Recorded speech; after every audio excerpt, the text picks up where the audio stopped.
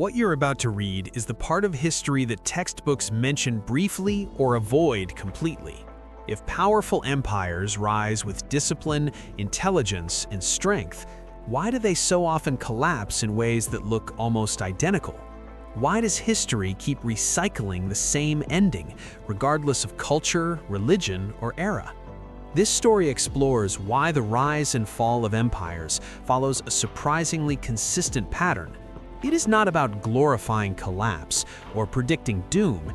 It is about understanding how human systems behave when power, fear, and complexity collide, and why even the strongest structures eventually break in familiar ways. Across centuries, empires have differed in language and ideology, but the mechanics beneath their decline remain strikingly similar. The lesson is not hidden in dates or battles, but in how systems respond to pressure over time. At the time most great empires emerged, the world was shaped by survival, scarcity, and constant threat. Stability was rare and valuable, and insecurity was the default condition of life.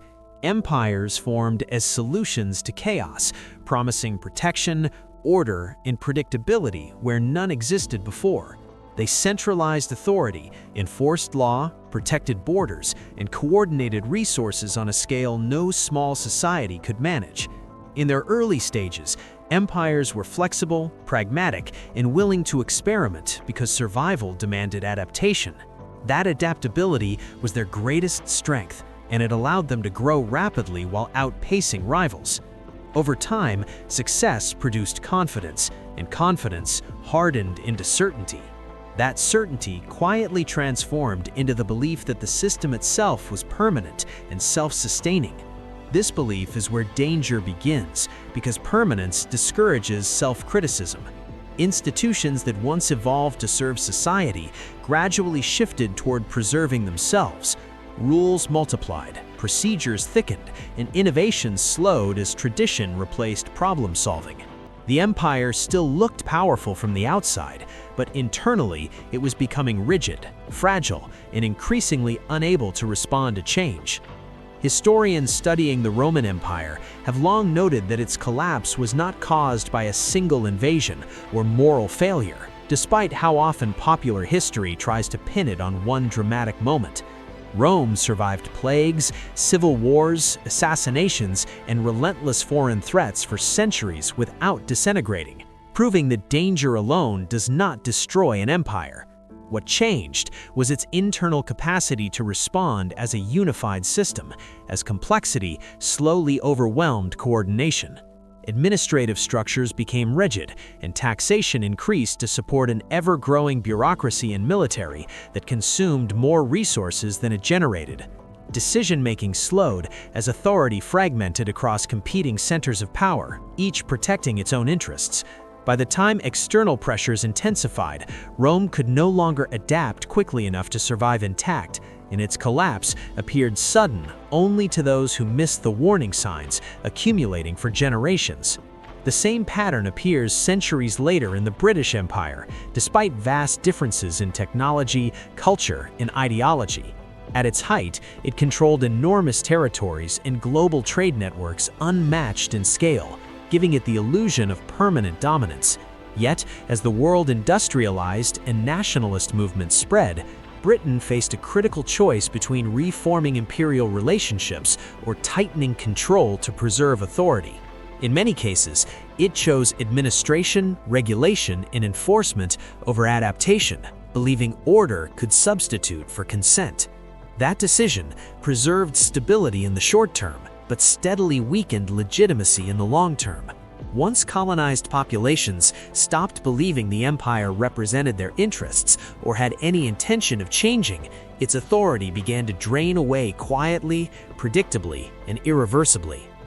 Most school narratives explain imperial collapse through familiar causes such as corruption, economic decline, moral decay, or foreign invasion. These explanations are not wrong, but they are incomplete because they focus on visible symptoms rather than underlying mechanics. Empires always face corruption and always face external threats. Pressure is normal, not exceptional. What distinguishes collapse is the moment when internal structures can no longer absorb that pressure without breaking. The failure is systemic rather than sudden, built from years or even generations of accumulated strain. Collapse appears dramatic only because the slow erosion leading up to it is subtle, normalized, and easy to dismiss while it is happening. Behind official speeches and public records lie private decisions that shape outcomes far more than wars or treaties ever could. Leaders under pressure tend to favor short-term stability over long-term resilience because the costs feel lower and the rewards immediate. Raising taxes feels safer than restructuring institutions that benefit entrenched elites. Expanding surveillance feels safer than rebuilding trust that has already been damaged. Suppressing dissent feels safer than confronting uncomfortable truths about legitimacy. Each decision appears reasonable in isolation, defensible on its own terms, but together they form a trap that steadily limits future options. Every empire eventually reaches a turning point where it must choose between reform and control. Reform redistributes power, challenges entrenched interests, and introduces uncertainty into the system at precisely the moment leaders crave certainty. Control preserves hierarchy, enforces obedience, and delays visible chaos, which makes it emotionally appealing. History shows that empires almost always choose control because it feels safer in the moment and easier to justify. That choice buys time, but it also reduces flexibility. Over time, the system becomes optimized for compliance rather than adaptation, making meaningful recovery increasingly unlikely. This pattern is clearly visible in the final decades of the Soviet Union. Centralized planning initially enabled rapid industrial growth and military strength under extreme historical conditions. However, the system discouraged honest feedback and punished deviation from official narratives. Economic inefficiencies accumulated beneath the surface, innovation stagnated, and public trust eroded quietly. When reforms were finally attempted, they destabilized the system instead of saving it, because rigidity had already set in. The collapse appeared sudden to outside observers, but it was the result of decades of unresolved structural strain. As pressure increases, empires enter a stage of contradiction that is often misunderstood as stability. They project strength outward while privately struggling with dysfunction and inefficiency. Militaries look formidable on paper, but face logistical, financial, and morale limits. Economies appear stable, but rely on fragile debt, extraction, or unsustainable growth models. Laws still exist, courts still function, and rituals continue, but fewer people genuinely believe in them. Decline at this stage is masked by ceremony, symbolism, and tradition, creating a powerful illusion of permanence.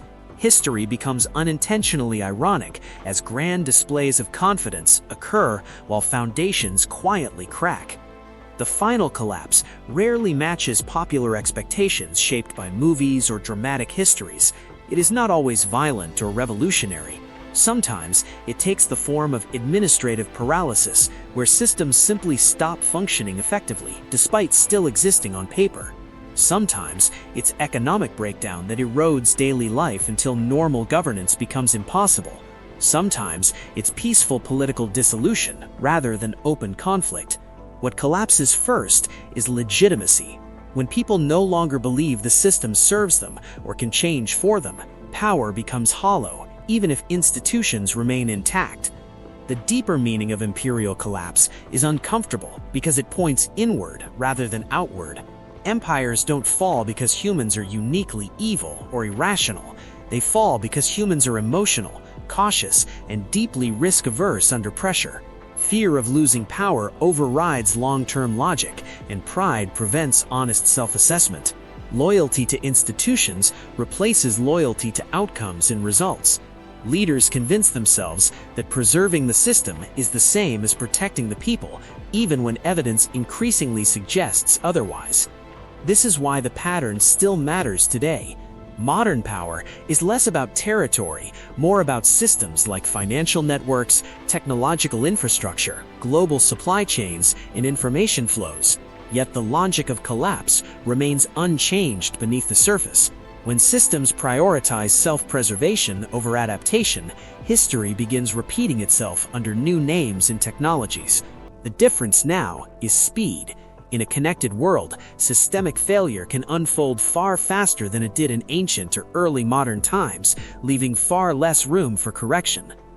One detail is often mentioned last, or not mentioned at all, because it is the hardest to accept. Most people living inside a collapsing empire do not realize what is happening while it unfolds. Daily life continues, routines persist, and normalcy creates false reassurance. Problems are framed as temporary or external, rather than structural. Collapse feels sudden only in hindsight. By the time it becomes undeniable, the system has already passed the point where small reforms or surface-level fixes can save it. When the full truth is understood, the fall of empires looks less like an accident and more like